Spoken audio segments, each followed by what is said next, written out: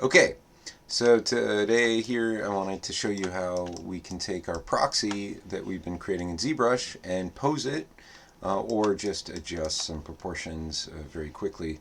Usually you have a whole bunch of subtools from using extract or just bringing in different primitive objects together, and you want to figure out how to adjust them all together without having to go into each individual subtool, and maybe perhaps pose them if you wanted to see what it looked like in an action pose. So I'm going to begin by just making sure I have a low resolution model for each one of these models. Basically, I'm going to use the Transpose Master, which is under the Z plugin.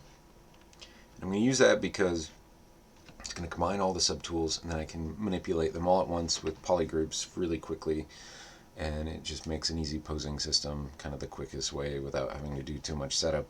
But the only thing that's usually a good idea, whether you're doing posing this way or in Maya, is to have the polygons pretty low.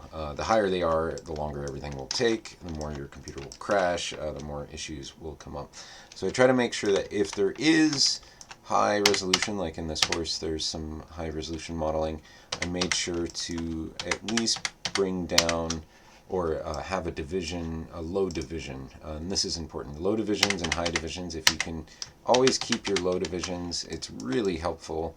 If you lose them, there's ways to get them back, but it's really important to just keep your low divisions, because it makes it easier to move your model around. Even when you get into the high-res stage, final models, there's always reasons to scoot some things around, so it's really nice to have low divisions to begin with.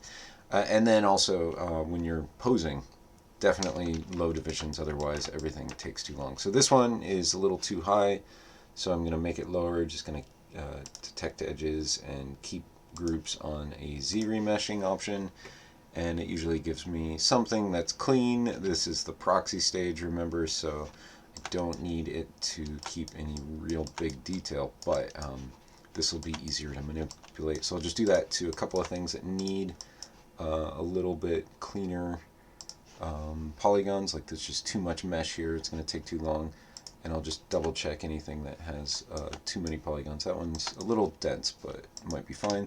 This one I can bring down, that's fine. And most of these have a lower division or are just kind of stuck at a low division, so they'll work to pose very easily. When you get into the high-res stages, it's nice to have a low division at all times to be able to go up and down. Sometimes we make those in Maya to make them really clean. But in the proxy stage, everything's just a little messy, nothing's perfect, and we're just trying to get a form in that's easy to manipulate so we can work on the most important thing, which is the design. Make sure the design is as awesome as possible. So I'm going to do a little posing on this guy. Just going to go into Z plugin, use the Transpose Master. This is going to combine all of my polygroups or my subtools into a single object in one sub tool that has a bunch of different poly groups. If I turn on this poly frame and I turn off line, which is the polygons, you'll be able to see these different poly groups. This makes it easy for me to isolate certain things and manipulate them individually while seeing them all together. So polygroups, it's nice to get used to working with them in ZBrush. One way you can isolate them is Control Shift and click on one. This isolates it, but perhaps in this case it's useless to isolate just this one piece. I want this piece and this piece, so we can make them go away pretty fast. That's easy, but that's also just how to get used to using polygroups. Usually if you want to isolate that area, we can make all the things around it disappear. And first I'm going to click this horse it'll isolate it, but then if I double click it again, it makes it disappear. And now whatever else I click will also disappear. So if I just want to isolate him for a second and grab his legs and do a little mask on it, probably going to want to do it symmetrical because I need his legs to kind of bow out symmetrically. But yeah, do a little mask in this area, and then now when I shift control click anywhere else, all of the other models come back, and the only thing that's masked is the legs, and I can hold down Control and click anywhere off of the model, and it will invert the selection. Now I have the legs being the only thing selected, and I just need to rotate them. I'm going to use the old style gizmo. This is the new one. The old one, one thing that I like about it is I can just click somewhere and drag off of it, and then that way the pivot point is exactly where I clicked, and the handle comes out like this. If I go into rotate mode, I can just kind of scoot the legs out a little bit, which is what I really need to do here. You'll notice there's some crunchiness whenever you're doing that. You can always fix that up later, and that's kind of not the most important thing about posing the proxy. The most important thing is making sure these forms look good in silhouette and the forms are feeling right. So I want his legs to kind of be kicked forward as in the concept, and we will just kind of move them out and a little bit forward, and eventually we'll get some stirrups on him, but I wanted to get his feet in place before I built those. But so that gets him kind of in a place that started. You can see his saddle might need to be, kind of scrunched down in certain areas. You've got the horse, which I did want to give a rearing up to. So let's isolate the horse area with the armor, and we can do that by hiding him and the sword for now. And this is again Control Shift. Now I've got the horse isolated, so I can select the horse and just kind of rotate the horse a little bit. Say if it's rearing up, the whole thing will be rotated. The back legs will be kind of rotated back a little bit. So we could probably even isolate the back legs and rear up the horse a little bit like that. And then we can reselect these legs and bring the whole horse down a little. Then we get into the individual legs. I'll probably do turn off symmetry for them. Just want one to bend forward.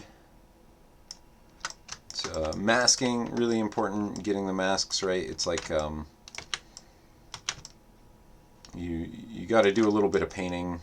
It's like skinning, rigging, all that stuff there's always a little bit of painting involved.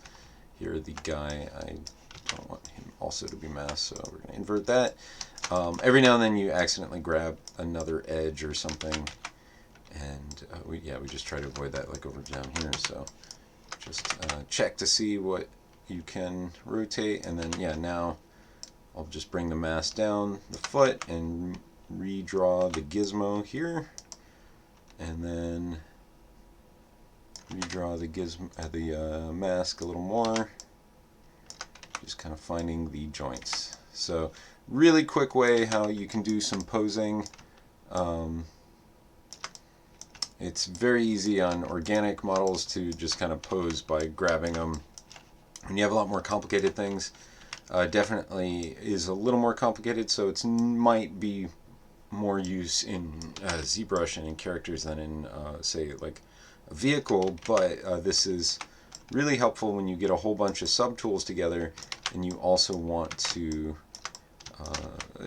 kind of adjust their proportions together. So one of the things I do even in the posing stage, because you remember it's all proxy, we're still designing, we can adjust some things. Like these hooves are obviously not perfect, so I want them to make sure they look great at this angle. I want to make sure this armor feels as strong as possible, and so this is a good chance to like bring everything together, adjust it. He's gonna have one arm grabbing a sword, so we can bring this sword in. Again, these are all different poly groups, so I can isolate the sword, put a mask on it, and then invert the mask, drag the sword over. It's going to be rotated out and down or forward and down, kind of like this, and then that way I should bring this entire hand and arm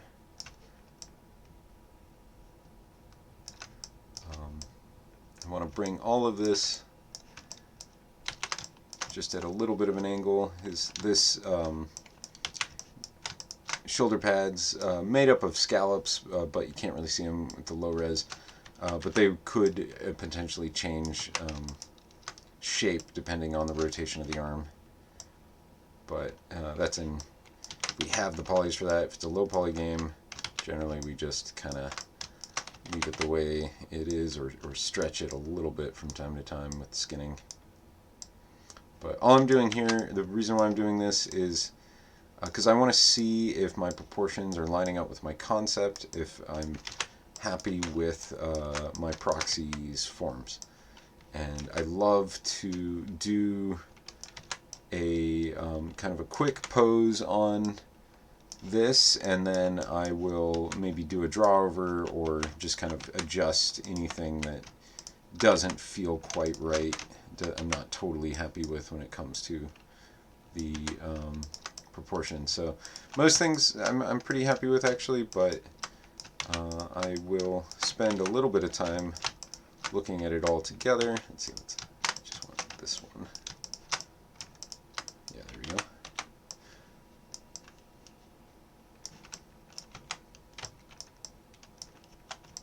And then there would be some anatomy, body stuff that always gets a little distorted. Just got to get in there and smooth it out, clean it up. This is the underbody, so it's not really going to be seen too much. I'm probably going to put chainmail under there, but I do want to make sure the forms don't get too distorted.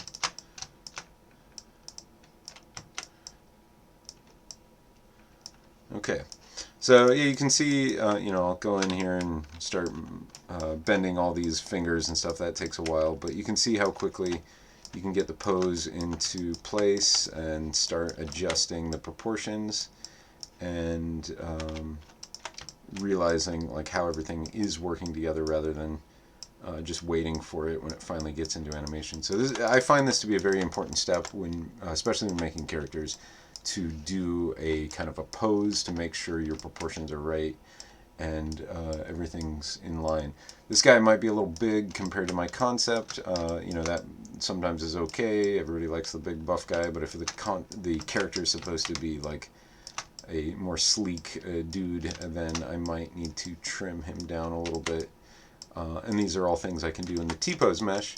Once I'm done with this, you can use it just as a reference, because a lot of the stuff we're doing here maybe isn't symmetrical and it wouldn't really be great to continue on the proxy. But I find this to be perfect for setting the scene, getting everything ready for the renders. So I will export just this as just the T-pose knight, and we can bring that into Maya and see what it looks like in the scene.